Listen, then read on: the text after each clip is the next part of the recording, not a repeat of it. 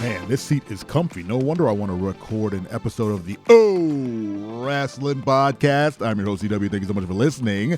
Make sure to hit that bell on YouTube and get notified when new episodes go live. And subscribe to the podcast on your favorite podcasting app. Or just subscribe on YouTube. It's just easier. Everything's just there, guys. I did it for you. Today we're going to do a Raw recap. Why? Because I couldn't come up with a better topic. And if you watch Raw, this will be great. And if not, I don't know, stick around. Still pretty good. A little housekeeping. Happy birthday to my mom. Shout out. Shout out to the old lady. And next week is Christmas, the holidays. But the podcast comes out on Tuesdays. So there should be an episode next week. So if you were wondering, which you probably weren't, I will be recording an episode post-Christmas wrestling stuff. That's it. Today, Raw. Yeah, Raw. Raw was great, guys. Raw, the holiday episode, was fantastic. Lots of good wrestling, a title change, a really great move that I really enjoyed, and, a couple empty spots, I would say. So, Drew McIntyre and Seth Rollins kicked off the episode, and I'm enjoying Drew McIntyre quite a bit. I really do hope he gets the belt. I think he would be a great, weird heel who's looking for sympathy kind of guy. I like his story. I like how he's following through with saying, I'm not a heel. I'm just, I'm not showing any mercy. If I show mercy, I usually lose. So blah, blah, blah. But then he has these weird lapses in character where he throws himself this weird pity party on Raw, and Seth Rollins calls him out on it. And the move that I really, really enjoyed, if you go back and watch Raw, he picks up Seth Rollins after, jumping him. And he just holds him over his shoulders. So he has his legs over his shoulders. Seth is hanging backwards. His back, they're like back to back, and Seth is upside down. He's holding his legs. And Drew just full on like having a pillow fight with somebody, just swings Seth over his head and slams him into the steps. I know it's a work, but man, that thing looked like it hurt. Because how do you fake that? Fake, that's the wrong word. How do you prepare yourself for that, right? How do you swing over someone's shoulders and slam into some steel steps? Kudos to them for preparing that move because it looked devastating. And if it was to set up Seth being injured prior to their match, I buy it because that move was great. I'm enjoying this version of Drew. Again, I do hope he gets his title shot and his win, and he gets to flaunt that belt a bit. Seth has had it for a bit, and if there was anyone who was going to take it, it has to be a heel. So why not a heel that you want to root for?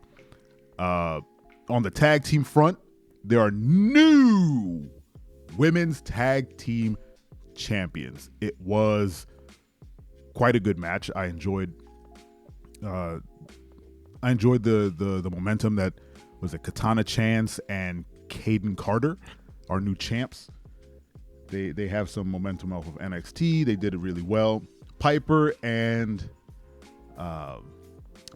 and Chelsea Green did the best they could with the titles, I think, and that's all thanks to Chelsea Green, honestly. Her character really held those titles together.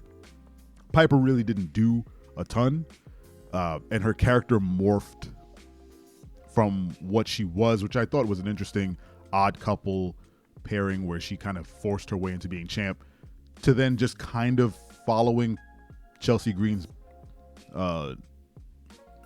role almost. Like she was adopting a lot of traits. She started complaining with her. She was being a little bit more glamorous instead of the like angry put upon like I gotta carry this team with my power kind of thing. She fell in line with Chelsea, which dulled her edge a bit.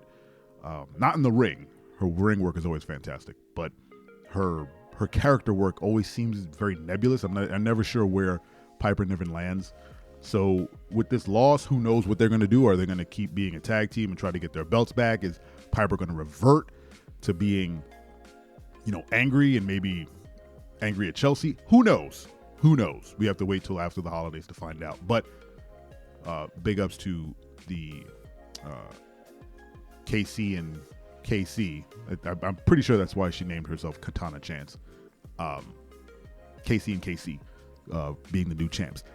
Big news, The Miz versus Gunther. They had a match where Miz was, if he loses, he cannot challenge Gunther again for the IC title. And Miz went out with a bang. That man proved he can put on a top tier match.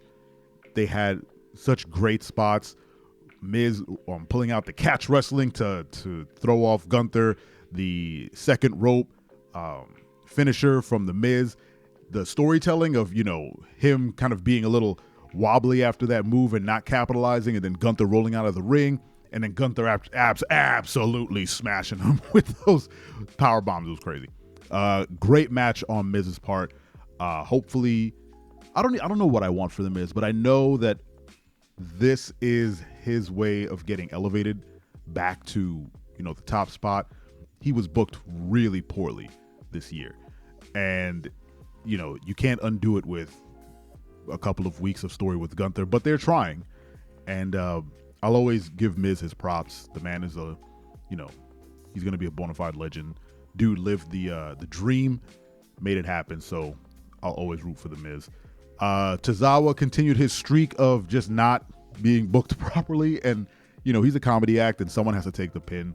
Tozawa's always fun, but just feeding him to Ivar and Bronson Reed and him never getting a win on these guys. You got to give him one. You have to have him pin Bronson Reed or Ivar or Omos or somebody big. You got to give him that W so that we can continue to cheer for him. Because right now he's kind of in the mix with Alpha Academy, and he's not elevating them. Let's put it that way. He's not bringing them down either, but they're at this low hum now where Chad was way up there about to win the IC title, and now he's just kind of floating. And I get it. It's the end of the year. They're, getting ready for Rumble. He'll hopefully do something good at Rumble, but yeah, Tozawa came in and it was just like, all right, let's carry this to 24. Same with Judgment Day. R-Truth coming in to be kind of a official member of Judgment Day is a funny angle. And I guess it was to, not only lighten up the Judgment Day angles, but give Truth someone to work with coming back from an injury, which was pretty bad. Kudos to Truth and JD putting on a great opening match for the Holiday Raw. Truth did well, and I don't think we give JD enough kudos. That man is doing the Lord's work on Raw, because he's taking every pin, he's taking every big move. But he's also putting on really great matches. The man knows how to sell.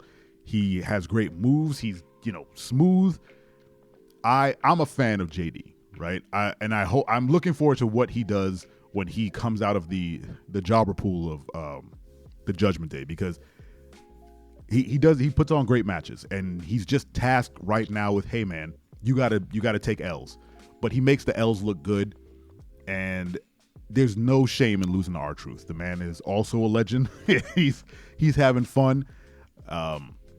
So I'm interested to see where these comedy acts and these factions go.